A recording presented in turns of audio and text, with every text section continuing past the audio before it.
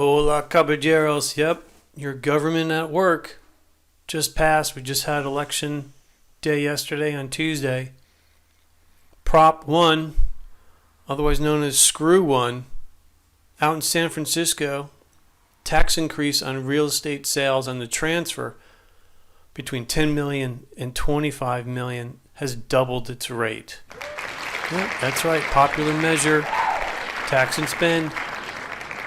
Anything you can take from those who produce and keep driving them down based off of primarily punitive reasons, not financial sound reasons. But let's get into this. Proposition 1 was convincingly ahead, and it won yesterday. Supervisor Dean Preston sponsored the measure, which will double the city's transfer tax from 2.75 to 5.5 for sales between 10 and 25 million. And sales of 25 million and over will see their tax go from 3 to 6%. So literally doubling the sale. And it's just it's a transfer tax. It's just here, you're transferring the title over to someone else within San Francisco, another company, obviously, and we're just going to take this huge chunk out of your value of your property, and now we're going to actually double it. So Prop 1's revenue, which could grow to 100 million a year, that's proposed, will go to the general fund, which means we're just going to spend it wherever the hell we want.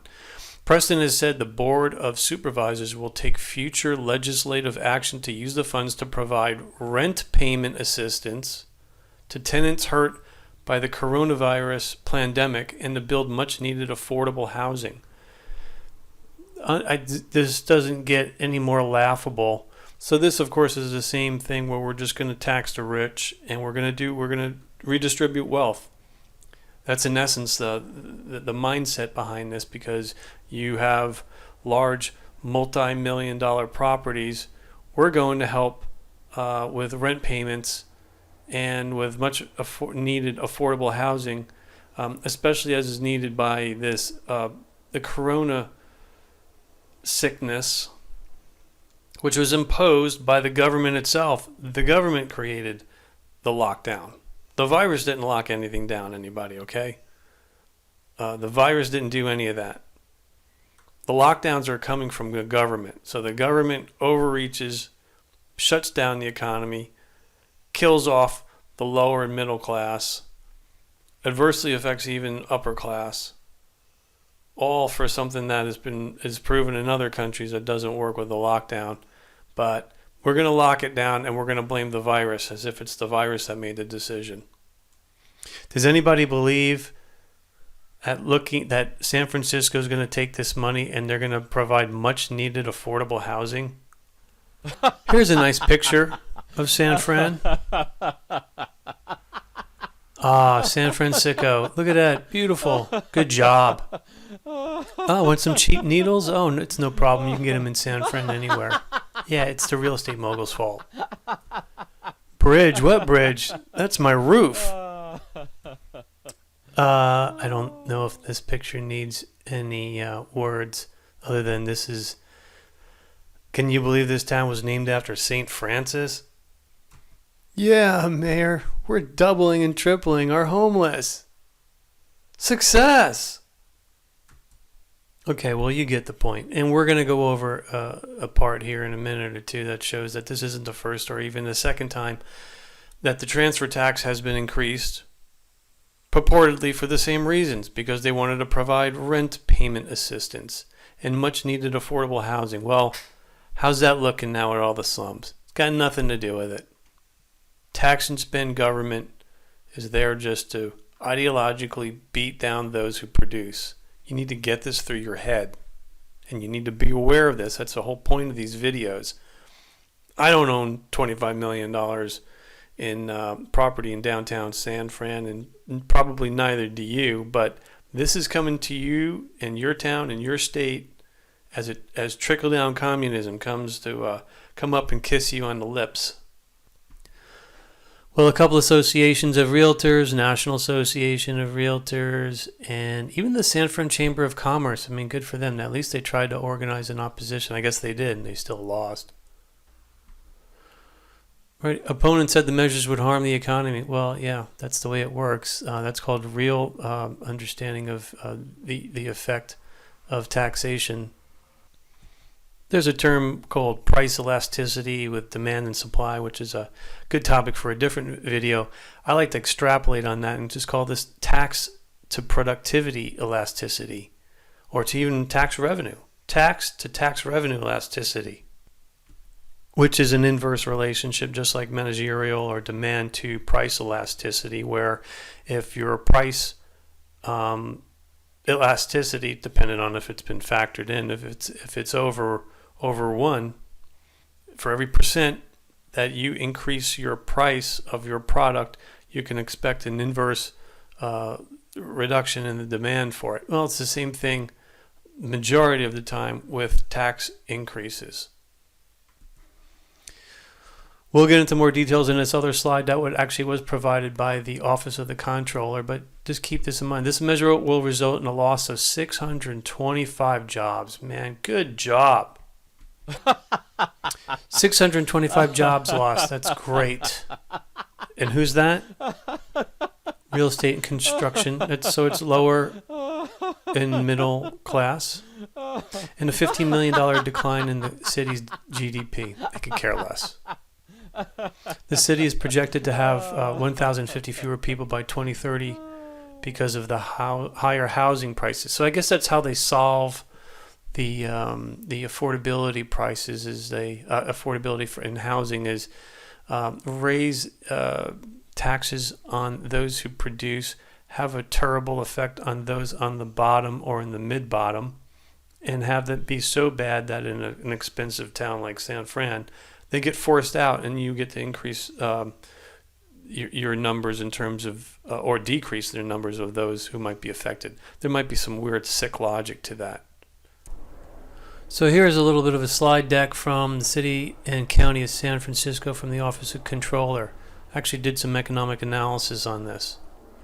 So here's the point. This is important to note. Since 2008, voters have approved 3 increases to the transfer tax. This has been going on for 12 years. So they increased the transfer tax, which was the worst time you could ever do it, which was right when everything was crashing in 2008. Prop N in 2008 and 2010, and Prop W for Why Am I Here in 2016. And so here, 4 years later, now they've doubled it again. All 3 raised rates on properties that sold for over $5 million. Okay, and when they did these increases, it was for the same reasons. We need affordable housing. We need to subsidize and basically wealth transfer from the rich to the poor. And I don't know, this is just going to be one of those examples that we're going to have to go through over and over again. There's no such thing as transferring the money from the wealth to the poor. It doesn't happen. Do we need to go back and look at all the slums and see all the homeless that has exploded, not just in San Fran, throughout California in the last couple of years? Okay, and these taxes, this one that just passed yesterday is the 4th one. It's supposed to earmark that type of money and help out those who need affordable housing. How's that working out? It's not working out because they're not doing it. You have to get this through your head that the primary, really the only reason for taxing the rich from an ideological Marxist point of view is just punitive. It gets votes. It plays class envy because everything from this communist idea is always about identity politics, which actually matches up with Nazism and ethno-fascism. Because it's always about the person. It's never about economic ideals. And it's not ever going to work out to be what they tell you. And it's the same thing that I tell my kids. When a country, like our country's gone to war, goes and gets involved in these skirmishes, there's always 2 reasons that the president will tell you. There's the reason they tell everybody, and then there's the real reason. And those two reasons are never the same. So here we go. This is just a graph of those increased 4 taxes since 2008, showing how it's going up and up and up. Here you can see this is the actual tax revenue. Bring this up a little bit. That there are potential impacts. Real estate market has a lot more to do than just the taxes. But after there's a big increase, there is actually quite a drop as well.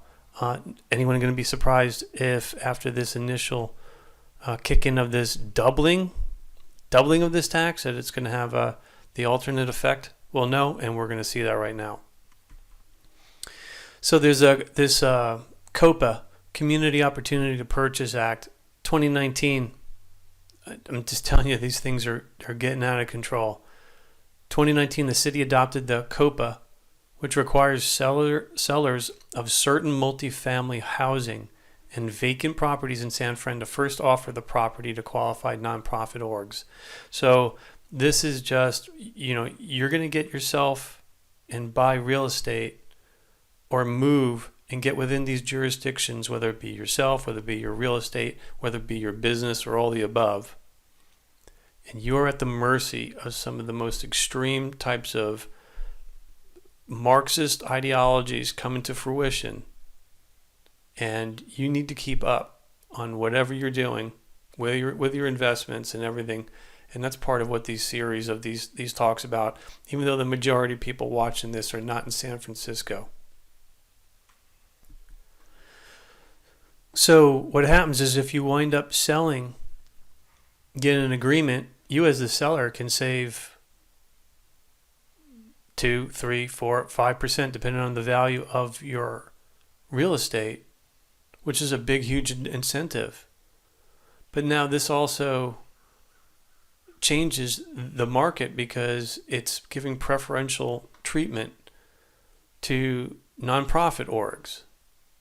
So if you're a for-profit org, this affects your price that you pay and not necessarily from the nonprofit orgs. Although this does have an effect on actually lowering property values because the majority usually coming in a real estate market is going to be for-profit. So here's a chart of the affected properties by class, primarily commercial office, commercial retail, hotel, multifamily residential. Now some of these have been hugely hit by this pandemic, and this is probably the last thing they need to see. So on the negative side, an increase to the transfer tax will effectively reduce the value of properties selling for over $10 million by reducing the seller's after-tax proceeds. So it's going to come off the real estate market value. It will also create a disincentive to sell properties. A buyer of an expensive property could, for example, avoid the financial impact of the higher tax by just holding onto their property longer. So just think about it. This can affect all your plans. When you're buying real estate, even commercial real estate, there should be exit plans that you have in place. You now need to adjust those, and it can affect other parts of your portfolio and your cash flow, depending on what you might need to do or not do because of the impact of this, of doubling. Any slowing of the pace of property sales would shrink the tax base. So this has happened before. This is why when there are increases in corporate income tax, it usually comes back around and hurts that city or locality or where or state or federal or national of where it's at, because that taxes are an expense and they're the largest expense. Taxation is theft. That's a whole other moral discussion. But when that comes in there, it's a cost. They like to look at this stuff as if it's it's nothing because it's kind of off the top of the profit. It's not. It's an expense. It's your biggest expense, and it's the one expense that you basically get no ROI out of. It's a sunk cost from hell, and as that impacts your business from higher taxes, well, you wind up decreasing your ability to hire people and to do further investments, which actually erodes the majority of the time the tax base or the tax revenue. So it's the inverse relationship. And that's what this points out here from the council. Any slowing of the pace of property sales would shrink the tax base and tend to reduce the tax revenue.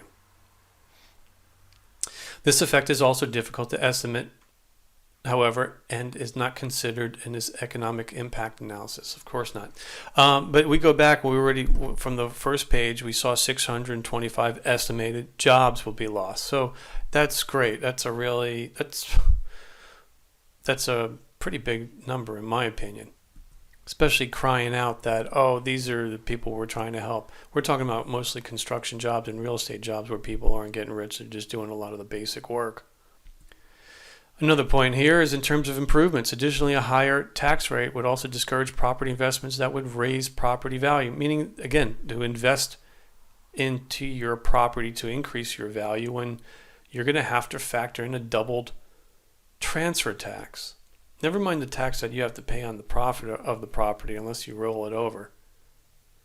So now you have to factor that in any project that you do, because you can't look at these things just strictly from an accounting profit point of view, but from an economic profit point of view, which is going to have to take in what your real take home is plus your opportunity cost. So just is a game changer on this tax that you were already paying. Now it's doubled. Okay, so what have we learned? We have to wrap up and determine what we've taken away from this. Number one, this is only the beginning. Okay, there's a lot more of this coming, and I know the original proposal of this was before the pandemic, but there's going to be more of it coming on because everything is used as an excuse.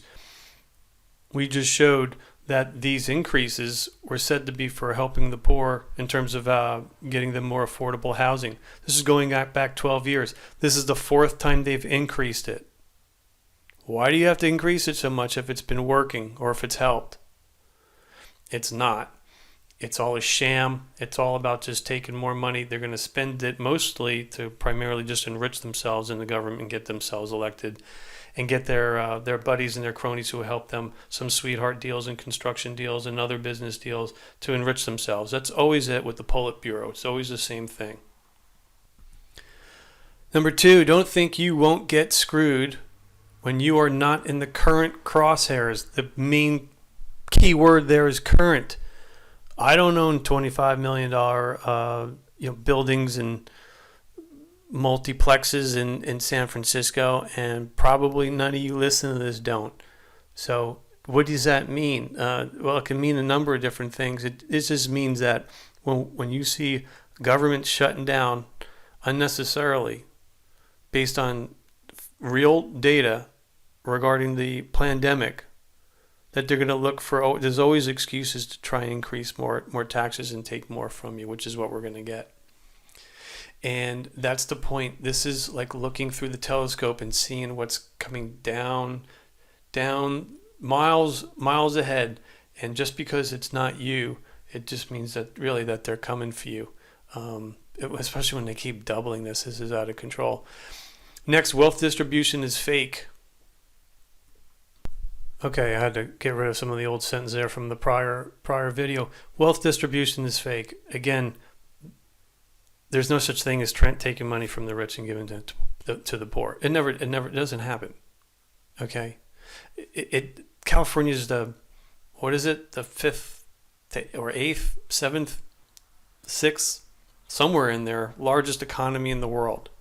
They shouldn't have any poor people, and what they have going on in their cities with the homeless populations up and down the coast there in the Golden State is never been worse. It literally has never been worse. And with all that money and all that focus on socialist spending, how's that working out? Well, it doesn't. Of course, I know some of you already know this. The whole purpose of socialism, which is communism, is really just to create more poor people. And then to keep using that as an excuse, that's the really sick part. is they create this problem, and then they keep saying, well, we need more money from the rich to take care of it because that's our goal, because that's the BS coming out of our mouth. But if this was the case, they wouldn't have needed to double the transfer tax already. They would have the homeless population and the affordable housing would have clearly be going down in a meaningful way. And if it was going down, you just let it be. Like, hey, it's working. No, it's not happening. That's because that's not the point. Lastly, the whole point of learning about something that's on the other side of the country, or you might not even be in this country, it's from San Fran, is stay ahead of the curve before you get screwed and learn to adapt. This kind of gets into the first point here, where this stuff is only the beginning. There's more taxes coming for the rest of you. Don't think because you make 30 grand a year that you're not going to be paying more. And I'm not talking about just inflation or CPI indexes. I'm talking about taxes that are going to come out, and fees and everything across the board is coming, and you need to be able to keep an eye on these things and know what's going on instead of finding out after you're screwed and then trying to react. Okay, until next time, be safe. Don't be safe. Be free. And until then, be seeing you.